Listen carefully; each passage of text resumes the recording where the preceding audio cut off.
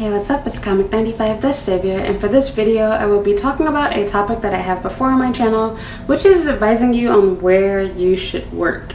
So in a nutshell, I'm going to try my best to make this video as short as possible, but I will answer your question right away.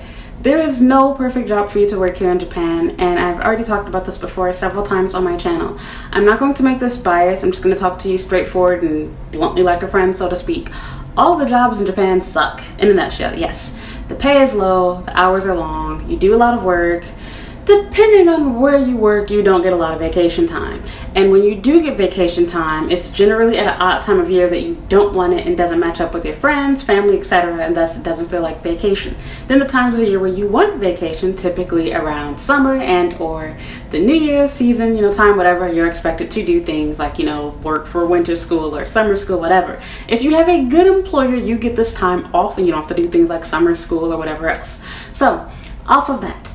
Generally speaking, you're not going to be working at one of those nice fancy jobs for your first job where you get all of that nice vacation time and they understand your employees, etc. You're going to more than likely start off working for a black company, aka one of the huge chain international schools and their chain Eikaiwa schools, Eikaiwas. I've talked about one of them, which is Kids Do It before, which is the most popular and famous international school in Japan, and second to them would definitely be Nova. Nova and GABA are probably tied in my opinion. You have Nova, GABA, Eon, there's where else? There is, what is the other one? Michibe. There's so many different other companies. This one starts with an S, Seiya. So many different companies that I could think of here in Japan. So there's tons of them. Any company that hires applicants from abroad is a black company. 99% of the companies that accept overseas applications are black companies. And the reason being is, think about it. There's tons of foreigners here in Japan. Why would you be so desperate that you're willing to not only hire somebody that's a foreigner, because it's understandable, that's the home market, but you're hiring someone from overseas? What?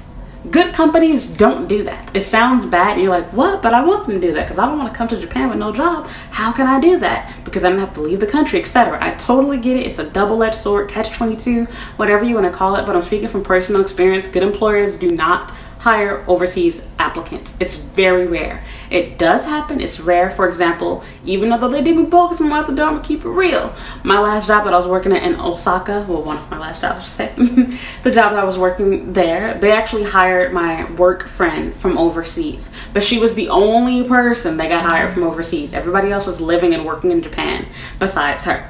Now, to this day, they've hired tons of other applicants, and know before her they did too, but she was the only person working there at the time that I'm aware of that was not already previously living in Japan that they hired and sponsored her visa. She didn't even do a demo lesson, before she came. And she was black, but that's another story. So yeah, basically in a nutshell, there's no perfect employer. What you really have to ask yourself is, what type of environment do you want to have? Do you prefer to teach, English lessons, private lessons, in which you're basically going to be expected to follow a, a workbook and be able to answer on-the-spot questions and, keep track of students' language and learning ability, be really good with your time management, etc.? Or do you prefer being in a classroom environment in which you're working with typically younger kids, but sometimes elementary schools and junior high and high school level international schools, in which you will have to teach all subjects generally, and those positions are a lot more competitive. So there's that. So basically a regular school teacher, do you want to be a language tutor, or do you want to be an assistant teacher, which is an ALT? ALT jobs are typically the worst for most people no matter what program you're working on. Most people don't like doing it. The reason why some people do generally is because either A, they didn't go to school to really be a teacher, B, they happen to have a really good position in which they are truly the teacher and they're not working with a jerk Japanese teacher, and or number 3, their salary is so high they love their job. For example, people in the JET program, generally speaking, love their job as an ALT because they're getting paid more than the average teacher here in Japan. They have more flexibility, there's more fun stuff, they have events, etc. But I also know tons of people that have had horrible experiences on the JET program. It totally depends on where you're placed, who you're, whatever they call those people are that are like over your little group team, whatever. There have been people, black people, that get placed in the middle of nowhere and then they don't have anybody to talk to. They're not cool. They're not with the cool kids inside their little, JET program group thingy, whatever. And there's a lot of drama and mess. There's people that have claimed that they're not getting paid what they're supposed to be getting paid. There's too much mess. You can look into that, see reviews and research, etc. Same thing goes for programs like Nova and GABA. They sound great because you can schedule your own hours, you work when you want to, etc. But then it's like, why do I want to have to clean and play the, job as a maid and, clean the school and clean the classrooms and make busy work for myself, I'm only getting paid $2 an hour and pass out flyers on the street like a hooker? Like, that type of stuff is shameful and embarrassing. Like, I already get attention and stares being a foreigner. I'm not being a circus clown for no damn, excuse my language, $15, $20 an hour. It ain't worth it. I'm grown. That's pennies, okay? The least I'm working for to do something like that is $30, and that's crap too. So, long story short, all I have to say is it really comes down to what age you prefer and what environment you prefer. If you are someone that cannot stand working with children, you're going to do better at an ACAI will, because generally speaking, depending on the ACAI that you work with, most of your students will be at least older kids, and or some strictly only have adult students. So it depends on the school. Or if you're someone that loves working with kids, you will find that working at either an international school or, a daycare of some kind, that's international environment, whatever, even a Japanese daycare, that would be the best choice for you. So that's what it really comes down to. What do you prefer? Do you prefer working with older people or younger people? That will help you decide. But the reality is, don't take your American, foreign, whatever country you're from mindset here to Japan. You are a foreigner. You are not Japanese. This is also not your home country. You are going to quit your job. Either you're going to quit your job or you're going to leave Japan. One or the other is going to happen. Unfortunately, most people here are stupid and they choose to leave Japan over their job. And I'll never understand that. You leaving Japan because of your job is exactly what they want you to do. Why do you want to make the enemy happy? Don't let them win. You are in control of your fate, your destiny, your experience, your life here in Japan. If you truly want to be here, stay here. Leave your employer. Find another job. It's not really that hard. So yeah, if you don't like your job, all the companies are not garbage. There's a lot of garbage companies to sift through, but there's also tons of good ones. Consider moving to another city, working a different position.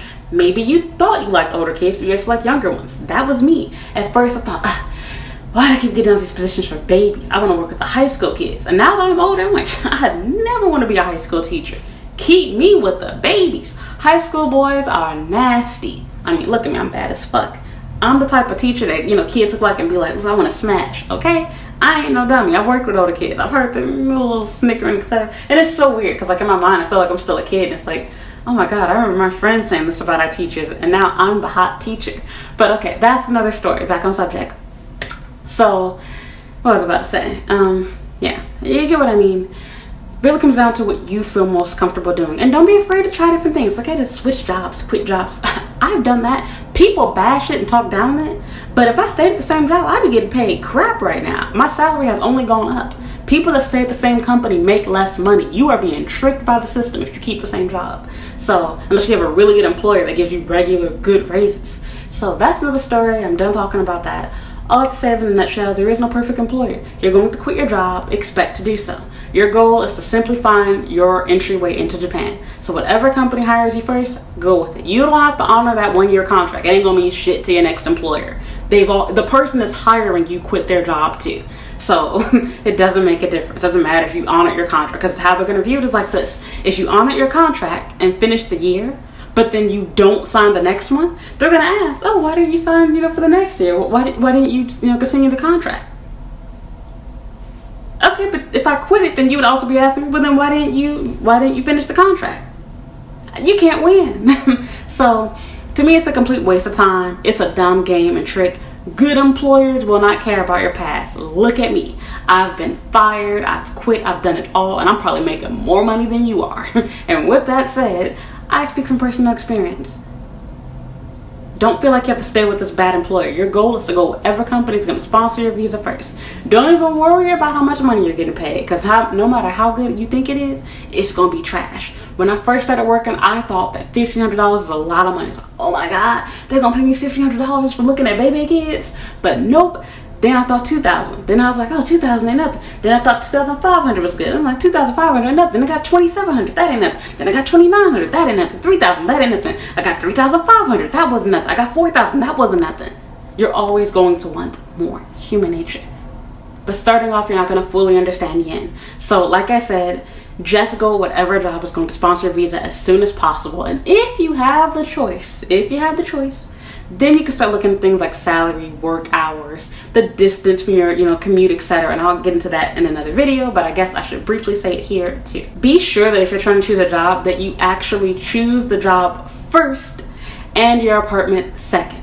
Because if you get the place first, it seems like it makes sense. You need to have somewhere to live, right? But the problem is, more than likely, if you're like most people, there's some sort of like Gaijin curse. Wherever you live, your job is going to be located like an hour or 2 hours away, or a very complicated walk, train ride, whatever. So I highly suggest that you wait to find an apartment until you find an employer. And after you find an employer, you can base your apartment around being close to your job. I wouldn't want to live too close to my job if I were you, but I want to live no more than a few train stops away to make it easy to get there. You can sleep in late when you get off work. You have all your time at the end of the day. That's what I would personally do.